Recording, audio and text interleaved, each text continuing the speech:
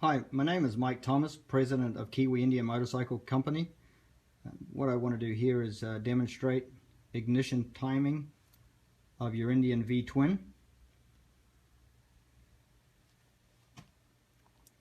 This is the distributor. It's actually got a wide lobe and a narrow lobe. Let's zoom in a bit closer on that. Wide lobe and a narrow lobe. The narrow lobe fires the front cylinder, while the wide lobe fires the rear cylinder. All my timing, I always refer to the front cylinder, so the narrow lobe. Start off by adjusting the points. This is the lock nut here, and it's threaded into the base bracket here. And adjusting the points, you're going to turn the actual points themselves. Just make sure you tighten up the lock nut after you're done. Check the points gap. It's to be 20 thousandths of an inch. While at it, put a little bit of lube on the distributor cam itself. So this little phenolic strip here remains lube. Use good quality points. We're seeing a lot of points coming in from India, China, and that crap. Get American made points. The tungsten tip on the end is very, very high quality, which is on the points themselves. And this little wear block here is of extremely high quality, so your points aren't going to change. But you get your cheaper ones, that's all they are, is cheap. It's going to wear, your points are going to change. The gap, when the gap changes, your ignition timing changes. While at it, make sure this terminal piece here is level. Quite often they end up being cockeyed. What they'll do is they'll end up pressing down on the base down here on this gasket insulating strip and then short out. So while you're at it, make sure it's level. I actually highly recommend changing that to a more modern one. We've got a more modern one. This is of a gasket material, this one. I make them out of a high temperature plastic, so it's not going to absorb water or oil. Sometimes on extreme some Indians really piss out a lot of oil, and it'll soak up into that strip, and before you know it, you've got a short. So it actually pays to upgrade to a high temperature plastic one that we've come out with. This is actually a classic case of the condenser screw here being too long. You can actually see that it's gone on the inside of the body. It's actually pushed up against the insulating strip, and it'll actually push all the way through and ground out onto the points themselves. And you'll be stuck on the side of the road wondering what the heck's going on. This one here will really test your abilities. Chances are you'll end up being towed home. Also done the insulating strip in a high temperature plastic, so it actually takes the place of the cardboard one, or gasket card one. So this one here will not absorb oil, won't absorb water, moisture. So if you ever did get rained on and got on your distributor, at least this part here will dry out real quick. You can see it's some high temperature plastic. When you're doing your ignition timing, the distributor must be in a fully advanced position. You actually, that's advanced, retarded, advanced, retarded. Advanced is fully counterclockwise. Advanced, retarded. Advanced, retarded. Advanced, retarded. Remove the spark plugs and turn the engine over put your finger over the front spark plug hole until you feel compression coming up, trying to blow your finger off that seat. Now that's the front cylinder that's going to be firing, and that's going to be the narrow lobe. A little bit hard to see on this, but you saw it on the other one. That the narrow lobe, I always time to the front cylinder. Just always got on my head, front cylinder, narrow lobe. So what I like to do in order to get it up on compression is, the easiest thing to do is jack up the back wheel. Got a scissor jack under this one. I jack up the back wheel, put it in third gear, and then rotate the engine around that way. Third gear, even if you've got a 4-speed overdrive, still use third gear. The Indian 3-speed still use third gear. This one's got the electric starter on it. Makes it a little bit, you can't just kick it over by the Kickstarter, but regardless if the bike's got a Kickstarter, I'm still got the back wheel up off the ground, and I'll go through the motions why in a moment here.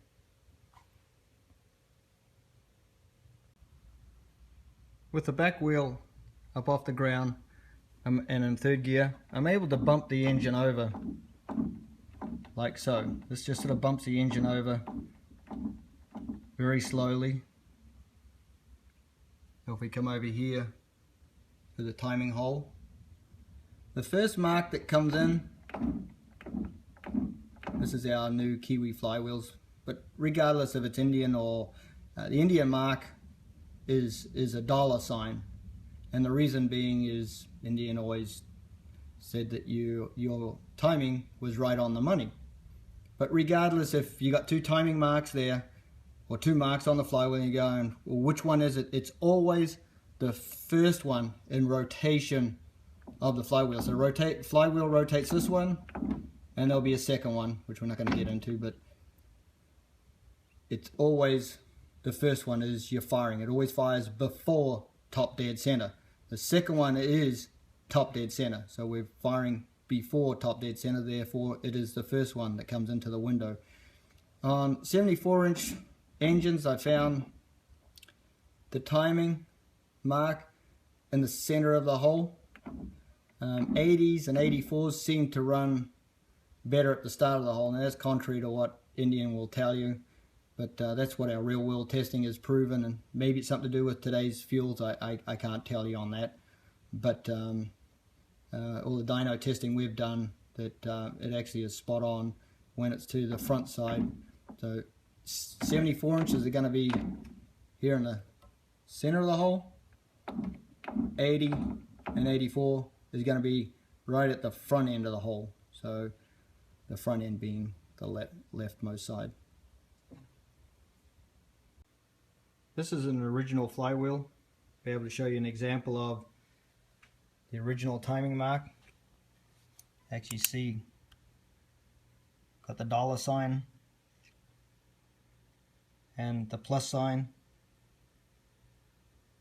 is top dead center. So just remember, the $sign is your timing is always on the money. The flywheel is rotating this way.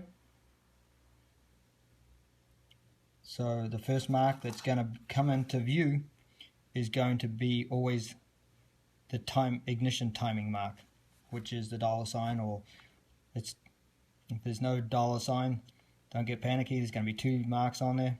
The first mark is always going to be the ignition timing mark. This is a little test light we made up. So one guy can do it. It's relatively easy. One guy can time it. It's just a bulb and socket hooked up to the power and then a ground with a clip, and while the other end is hooked down to the live side of the distributor. The ignition has to be on to do this. So bump the wheel around, in a rotation the engine goes, and look at your timing light. So it comes on, that means the points have just broken, and we'll go around to the other side of the bike.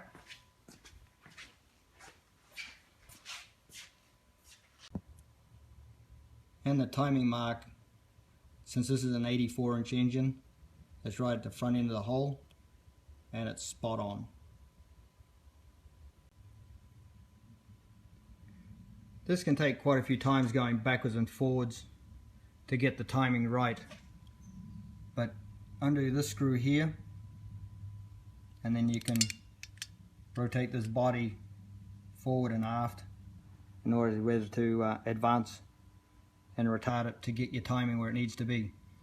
Now, there's gears inside on the end of the camshaft, and there's a gear that's on the end inside the oil pump, and they drive the oil pump. So they drive the distributor. There's 2 helical gears, and these have built-in slack into them.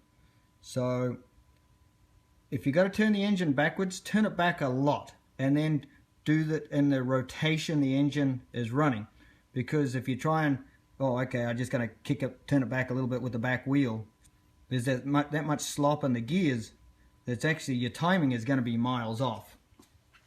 So just make sure that you go back. I should be going this way a lot.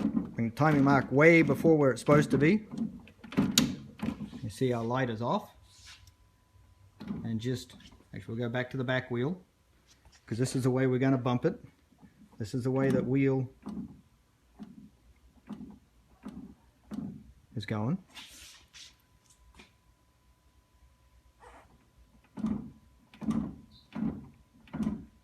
There you go.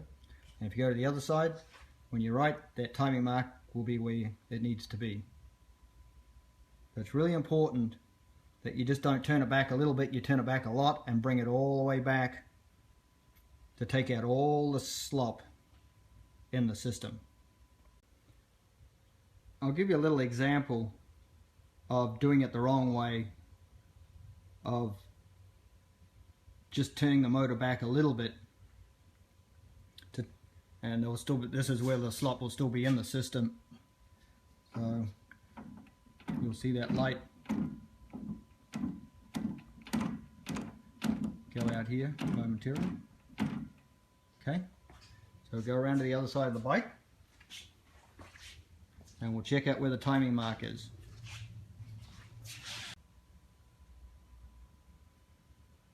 We'll come up to the timing mark. I've just marked it in black marker pen, and we're going to rotate it around, and there's the timing mark. So you can see how far off you are by not taking that slack out of the gear. So it's very important to take up the slack in the drive line to the distributor. If you don't have a timing light, just a wiring test light will work fine. Put one end of the clamp to the ground on the cylinder head, the other end, you'll just don't put a whole bunch of pressure on it, but just put it down on the points, and when it lights up, you know the points are just breaking or broken. So it's a little bit more hassle. You got to go backwards and forwards to one side of the bike, to the other more so. But the other one, actually, you can put the timing light that we make up, that you can make up quite easily yourself. Instead of putting it on this side of the bike, you can actually put it on the left side of the bike, the timing hole plug side, and that way it's right there. You're looking at the timing light, and you can see if right there it lights up right in your face. So this is with the timing light on the left side of the bike. So you're looking at your timing mark, moving along. Just keep rocking that back wheel. There you go. And it's right there in your face. So the other light, it works. The wiring test light works okay. This just makes it a little bit easier. But as you can see, here's a good example. If we're actually going to just turn it back and not take the slack out of the slop out of the the gear mechanism driving the distributor. Sorry, it's a little bit wiggly.